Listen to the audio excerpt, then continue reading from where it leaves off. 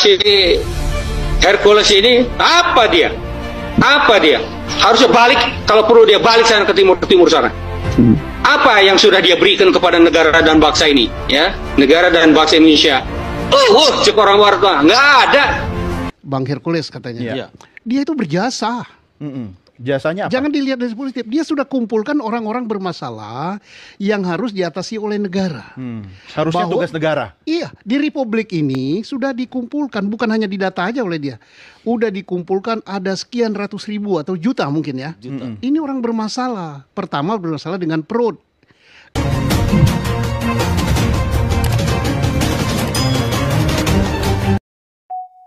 Assalamualaikum warahmatullahi wabarakatuh. Jumpa lagi kita di sini guys di studio Ang, dan semoga teman-teman di luar sana semoga lagi santai ya kan, sambil minum kopi ya kan, dan juga dalam keadaan sehat walafiat. Amin ya rabbal alamin. Oke guys, hari ini kita akan membahas seorang preman. Seorang preman yang dulu paling ditakuti di sekitar wilayah Tanah Abang. Dia adalah seorang preman yang bernama Hercules. Yang tentu teman-teman juga pasti tahu siapa itu Hercules. Hercules adalah seorang yang berasal dari Timur Timur. Sebelum Timur Timur itu berpisah dari Indonesia. Setelah Timur Timur dan Indonesia berpisah, yang kini kita kenal adalah Timur Timur itu sekarang itu yang kita kenal Timur Leste. Dan seorang Hercules ini tetap ingin menjadi orang Indonesia. Ia tak ingin menjadi seorang berwarga negara Timur Leste. Hercules adalah seorang preman Tanah Abang yang paling ditakuti di kala itu. Dan kini dia menjadi seorang pengusaha dan juga dia menjadi seorang ketua umum di salah satu ormas yang bernama Grip Jaya. Dan akhir-akhir ini soal Hercules itu ramai diperbincangkan di berbagai media. Tentang kejadian yang memicu itu saat di daerah Jakarta Timur ya, kalau tidak salah. Ada oknum dari anggota GRIP yang melakukan sebuah kekerasan. Sebuah pokoknya premanisme banget lah, ya kan. Berlawanan dengan anggota kepolisian yang saat itu anggota kepolisian sedang ingin menuntaskan sebuah kasus yang ditangani kala itu dan berhadangan dengan anggota GRIP. Dan gara-gara itu Hercules terkena imbasnya sebagai Ketua Umum Ormas Grip Jaya. Dan lalu timbul masalah dengan Purnawirawan. Dan Hercules sempat mengatakan kalimat yang penuh dengan emosional. Dan direspon oleh beberapa purnawirawan seperti Gatot Nurmantio, seorang mantan panglima. Dan direspon juga dengan purnawirawan yang lainnya, yang merespon dengan keras soal Hercules ini. Namun di sisi yang lain, ada beberapa purnawirawan yang merespon dengan bijak tentang Hercules ini, guys. Dan untuk mendengar cerita yang lebih, tentunya kita dengarkan saja dari para purnawirawan yang berbeda apa ya, persepsi atau pendapatnya tentang seorang Hercules ini. Oke guys, kita simak video berikut ini. Si Hercules ini apa dia? Harusnya balik, kalau perlu dia balik sana ke timur sana. Apa yang sudah dia berikan kepada negara dan bangsa ini, ya? Negara dan bangsa Indonesia. Cek orang barat mah nggak ada. Kata orang Jawa Barat mah kan ngabulatuk wungkul, artinya ngomong aja, ya. Nggak ada apa-apanya sebenarnya dia itu. Ya, sekarang merasa hebat aja dengan punya organisasi. Padahal organisasinya bener nggak ormas itu? Harusnya kan ormas itu kan justru membela kepentingan rakyat, bukan menakut-nakuti rakyat, bukan menindas rakyat, mengintimidasi rakyat demi untuk mendapatkan uang dari yang bayar dia. Loh, kok sekarang seolah-olah dia yang paling hebat? Ya. Seolah-olah dia pembela negara. Apanya yang dia lakukan? Nggak ada.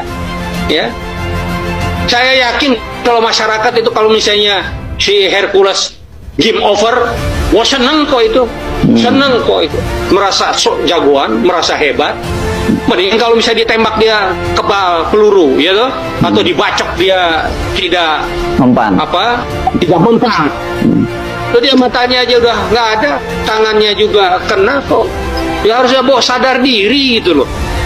Dia bilang ke Pak Sutioso mau mati aja, ya lu juga nanti mati. Lu hampir dikubur. Semacam ini contohnya premanisme yang berkostum ormas, yaitu Hercules. Hercules itu kurang ajar dia. Kenapa kurang ajar? Dia mengatakan bahwa Pak Sutioso itu melakukan pengkhianatan kepada negara, mau kudeta pada presiden, kepada presiden. Kapan Pak Sutioso ngomong itu? Pak Sutioso purnawirawan, sudah bawa tanah. Itu yang katakan preman dengan berpakaian ormas. Saya buktikan premanismenya. Grip Jawa Barat mengatakan kalau ingin dicintai oleh Grip, pertama kali mau gubernur, wali kota, bupati, yang pertama harus mencintai Grip, yang kedua baru mencintai rakyat. Kan gila. Jelas gubernur, bupati, wali kota dipilih oleh rakyat, mengabdinya kepada rakyat. Ini indikasi Bang Kari, premanisme berbaju ormas sudah masuk ke ranah politik. Yang kedua, peristiwa Depok. Kita sepakat bahwa polisi sedang melaksanakan tugas untuk penangkapan. Kayak gitu. Kemudian dikepung. Polisi itu adalah alat negara terdepan untuk melindungi masyarakat, tertiban umum, penegakan hukum. Jangan melihat hanya pengepungannya, tapi dilihat ini adalah pembentukan opini. Polisi pun berani gua lapar, mobilnya gua bakar. Lu macam-macam, awas. Bang Karni, Haiti itu ekonominya ambruk karena premanisme juga. Jadi kalau kita biarkan premanisme seperti ini, kos lebih tinggi lagi. Sudah ada mafia hukum, mafia ekonomi, tambah lagi premanisme. Itu preman, hanya berbaju ormas. Dan saya mana kenapa? Hercules itu ngomong Pak Sutioso purnawirawan bawa tanah. Dia menghina presiden saya. Pak Prabowo purnawirawan loh. Mantan Danjen Kopassus, Pangkostrat.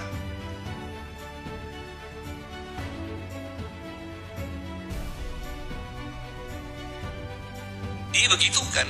Pak Sutioso kan sama. Perjuangannya sudah begitu panjang. Apa yang dilakukan terhadap Indonesia yang namanya Hercules? Kecuali preman apa? Saya harus bicara seperti ini. Kenapa? Agar jangan menjadi besar dan takut sama preman, selesai negara ini. Bang Hercules katanya. Iya. Dia itu berjasa. Jasanya apa? Jangan dilihat dari positif. Dia sudah kumpulkan orang-orang bermasalah yang harus diatasi oleh negara. Harusnya tugas negara. Iya, di Republik ini sudah dikumpulkan, bukan hanya didata aja oleh dia. Udah dikumpulkan ada sekian ratus ribu atau juta mungkin ya. Ini orang bermasalah. Pertama bermasalah dengan perut. Kedua bermasalah dengan pekerjaan. Ketiga bermasalah dengan kasih sayang. Nah, sebagaimana dikatakan oleh Mas Dwi tadi, negara yang harus hadir. Berterima kasihlah pada Hercules. Sudah dikumpulkan. Ini yang kurang kasih sayang dari orang tua, maka masalahnya ormas-ormas keagamaan atau Kementerian Agama yang turun tangan. Ya, Jenderal, biar nggak dipelintir soal terima kasih Anda kepada Hercules tadi, itu kan ada alasannya. Yang artinya harusnya tugas negara, tapi ormas kemudian berinisiatif. Berinisiatif. Jadi kita jangan selalu memandang sesuatu itu negatif. Ada segi positifnya, negatif ada dia. Saya pun negatifnya ada. Selama kita jadi manusia, negatifnya ada. Tapi kalau positifnya ada, sudah dikumpulkan ini orang-orang yang ini bermasalah dengan perut, yang ini bermasalah dengan pekerjaan, yang ini bermasalah dengan kasih sayang, yang ini bermasalah dengan apa? Nah, negara ya diundanglah dia, diberikan. Nah, kalau seorang misalnya figur daripada pimpinannya kurang sopan, berbicaranya sembrono dan sebagainya, ini mungkin diberikan pendidikan, latihan, bukan dengan main, wah, ayo kalau berani kita di suatu tempat berantem gitu. Nah, sama-sama kita ini menjadi preman semua. Kaki buntung, tangan buntung Hercules itu, mata sebelah. Ini karena membela Republik Indonesia. Saya bukan sekali lagi membenarkan dia, tidak. Tapi saya cuma meminta kita bangsa Indonesia ini yang terkenal berakhlak baik. Lihatlah orang berkorban untuk Republik Indonesia sampai tangannya satu, kakinya satu, matanya satu. Sekarang dia jadi korban ekonomi. Bukan hanya termarginalisasi, dia nggak bisa makan. Yang bisa ya cuma mereman kan begitu. Itu berarti siapa yang salah? Nah, kita harus letakkan ini pada proporsi etis. Sementara pemerintah terus berganti dan yang bisa memelihara sudah tidak ada lagi. Kemudian berikutnya lagi adalah pemerintahnya sudah orang lain lagi. Iya, berganti-ganti. Dan kalau teroris kita perlakukan.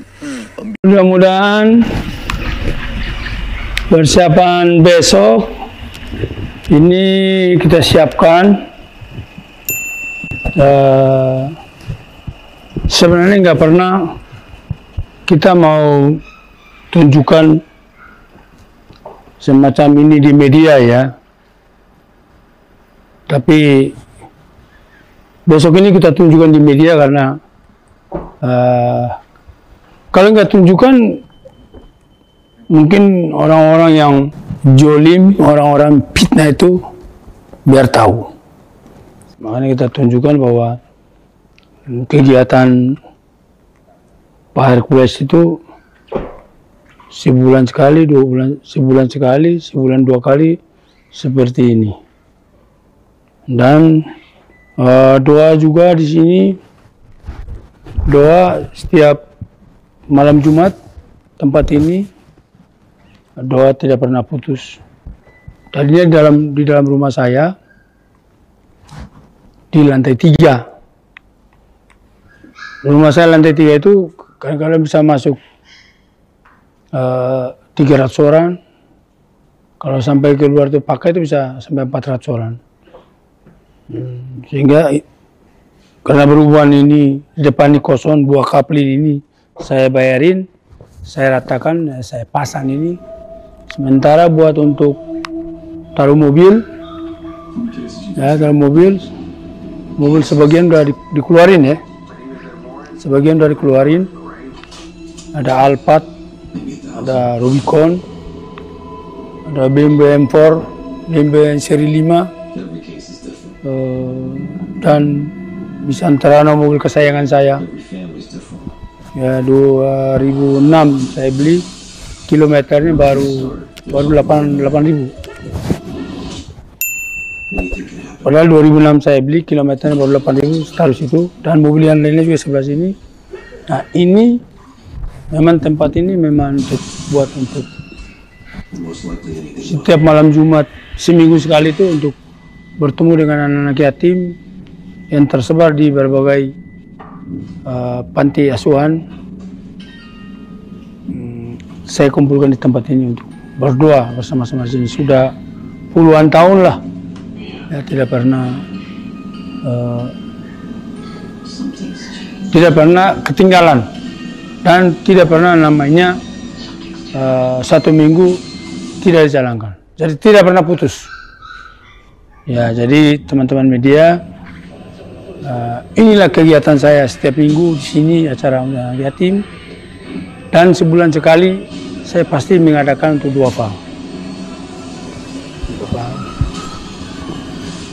Duafa termasuk rumah saya di Indramayu.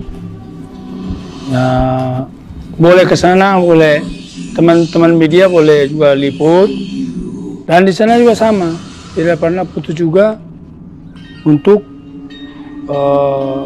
doa malam Jumat, dan juga sebulan sekali juga mengadakan juga pembagian sembako buat masyarakat juga. Jadi kegiatan ini tidak ada uang haram di sini, tidak ada uang memeras, tidak ada uang memalak-malak. Ini uang hasil kerja keringat saya. Ya, saya bisnis, tapi nggak perlu orang tahu. Jadi uang ini uang halal, nggak ada uang haram. Kalau ada uang haram, nanti uang haram ini kalau saya berikan kepada orang, nanti nggak berkah nanti. Jadi saya takut sama yang Maha Kuasa, takut sama Allah SWT, karena hidup ini sementara di dunia, bahwa tidak ada yang hidup selama-lamanya. Jadi kalau mati nggak usah takut kita mati, bahwa kita akan mati, ya kan? Jadi nggak usah takut dengan orang-orang yang salah. Ya, kita harus berani. Kalau kita benar harus berani.